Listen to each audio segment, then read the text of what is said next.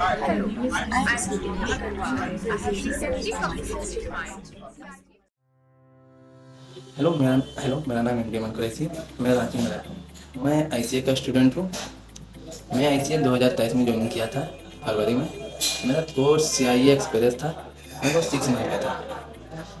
मैं course complete करके किशोरगंज चौक दिशा gypsum private limited में जॉब कर रहा हूँ, अकाउंट एग्जीक्यूटिव के रूप में। और मैं अभी सेमेस्टर 2 में हूँ और मैं अभी जॉब कर रहा हूँ। मुझे बहुत खुशी हो रही है जॉब करके। और मैं आईसीए के फैकल्टी और डायरेक्टर रजनीश सर और फैकल्टी इंजीनियर सर को थैंक यू बोलना चाहूँगा, क्योंकि उन्होंने मुझे बहुत हेल्प किया, बहुत सपोर्ट किया। और आईसीए रांची को भी मैं थैंक यू बोलना चाहूँगा, क्योंकि मुझे इस अपॉर्चुनिटी तक पहुँचाए, मुझे इतना अच्छा टैलेंट दिए, अकाउंट्स के बारे में बताए और मुझे जॉब दिलाए। इसलिए मैं उन्हें बहुत थैंक यू बोलना चाहूँगा। आईसीए को मेरी तरफ से बहुत बहुत थैंक यू।